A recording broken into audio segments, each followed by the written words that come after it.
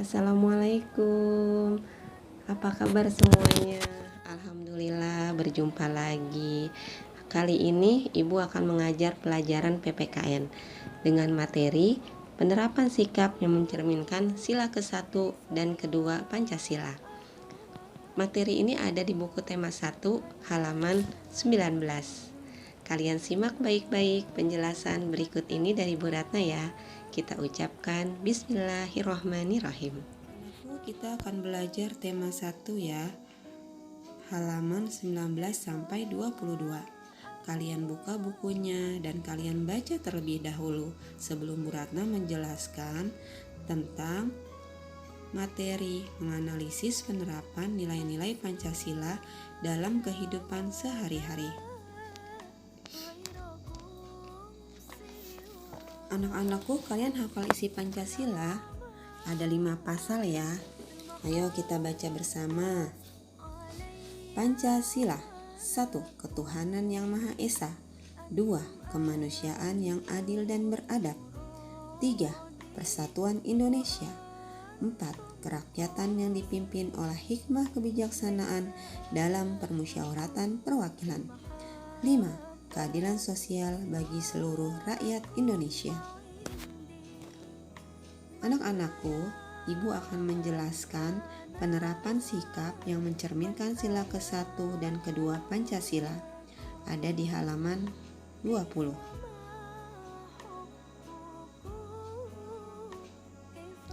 Pertama, Ibu akan menjelaskan perilaku yang mencerminkan sila pertama Pancasila.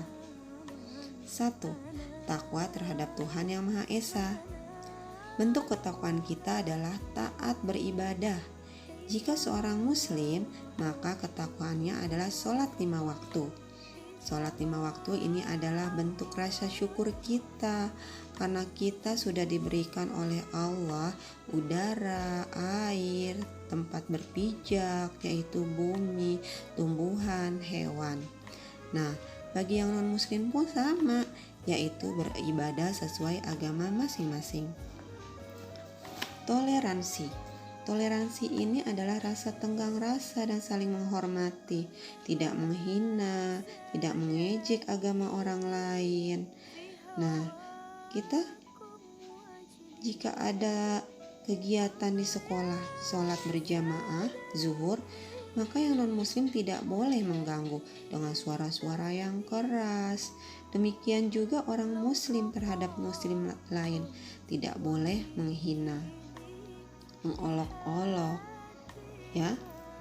Ketiga, penghormatan kepada agama atau kepercayaan lain. Ini sama halnya dengan toleransi. Nah, sekarang sering diperdebatkan, yaitu ucapan Selamat Hari Raya Idul Fitri atau Selamat Hari Natal. Nah, bagi seorang muslim tidak berkehendak untuk tidak diperkenankan mengucapkan Selamat Hari Raya Natal. Nah, karena keyakinannya seorang muslim itu tidak boleh mengucapkan, maka seorang non-muslim harus menghormati keyakinan orang muslim. Nah, jadi kita tidak saling ribut, tidak saling bertengkar. Kita menghormati keyakinan agama masing-masing. Keempat, kerukunan antar umat beragama. Jika kita toleransi, tidak saling menghujat, tidak saling mencela dengan sesama agama, tidak memperdebatkan bahwa agama satu dengan agama lainnya seperti ini. Kita harus saling menghormati, menghargai keyakinan agama masing-masing, maka terciptalah kerukunan. Enak kan kalau kita hidup rukun, tidak saling menghujat di media sosial ataupun di sekolah saling menghina, tidak boleh. Kita ciptakan kerukunan, bekerja sama, maka indah sekali hidup ini. Nah, selanjutnya adalah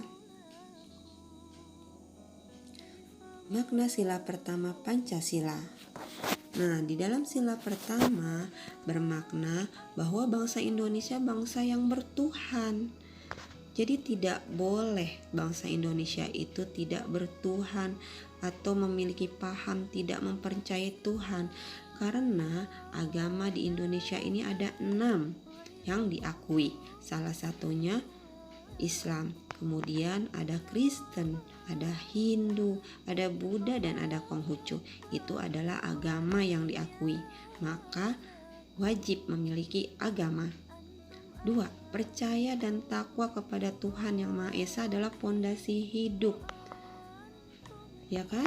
Kalau kita nggak ada kepercayaan kepada Tuhan, kita tidak tenang dan damai dalam hidup ini. Kita tidak punya tuntunan. Kalau di dalam agama Islam, tuntunannya Al-Quran. Kita bersikap dengan Al-Quran, hadis, kita mengikuti ulama. Maka yang non muslim pun sama, percaya dengan Tuhannya, dengan kitabnya, yaitu misalnya Kristen dengan Injil. Nah, seperti itu kita akan tenang kalau kita mengikuti aturan agama kita.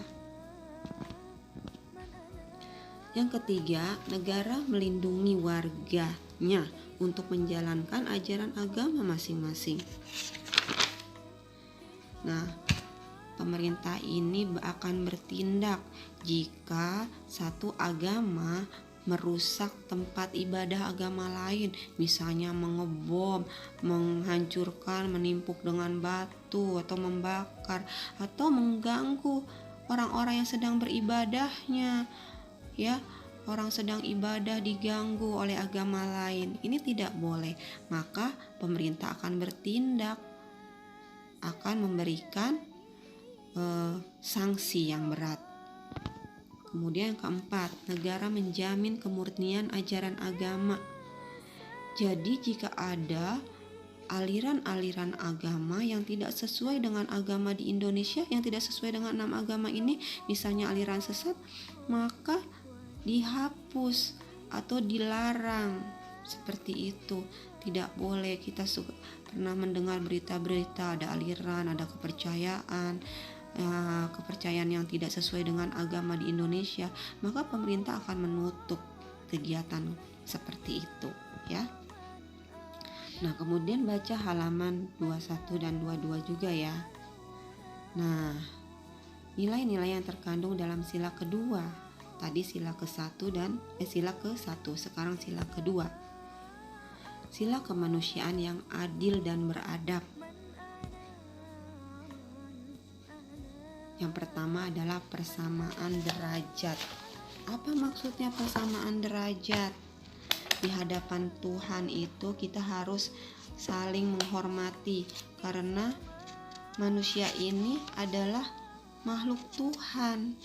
Jadi tidak boleh kita perlakukan semena-mena. Kita harus perlakukan secara manusiawi.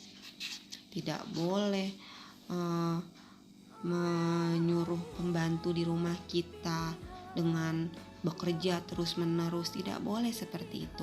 Yang kedua, menghargai hak asasi manusia.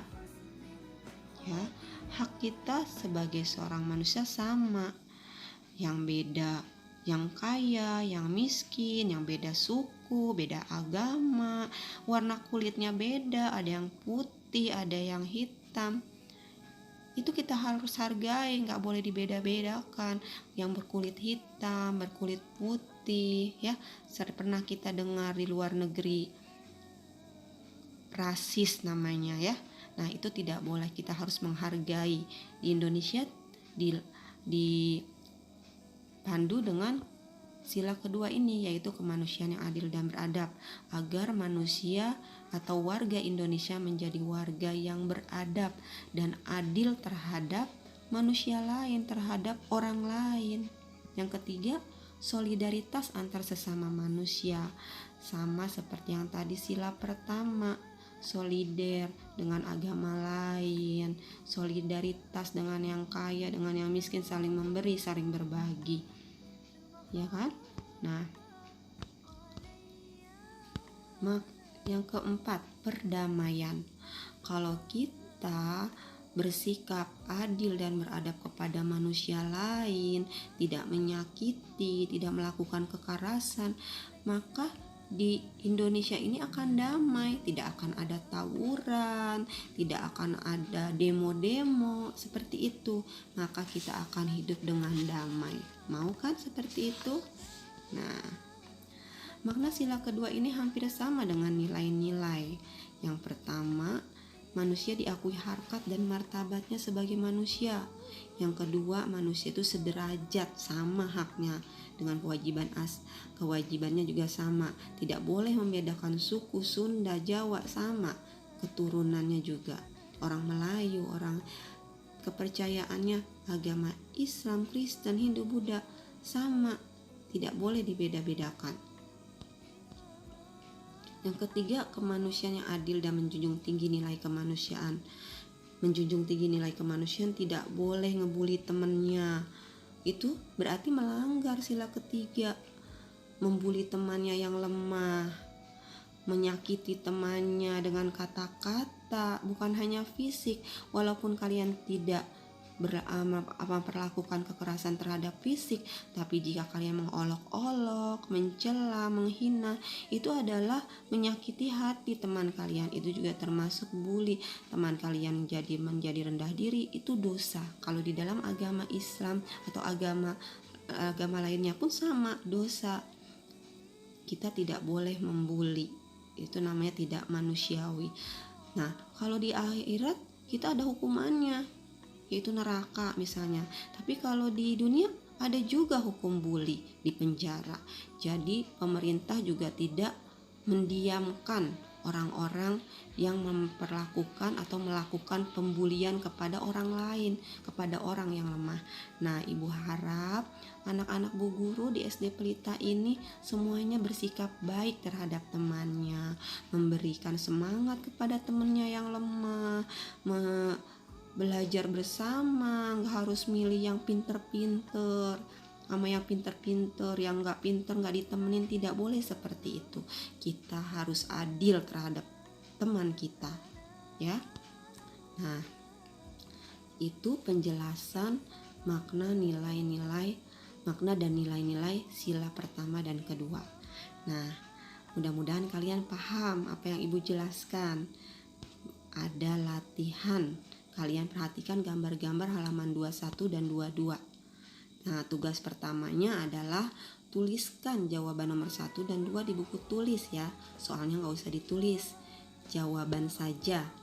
Yang tugas kedua, kerjakan soal nomor 1 sampai 2, bagian ayo berlatih. Nah, selamat mengerjakan, tetap semangat ya. Walaupun kita belajarnya jarak jauh, kita berdoa agar kita bisa belajar seperti dulu lagi. Assalamualaikum warahmatullahi wabarakatuh.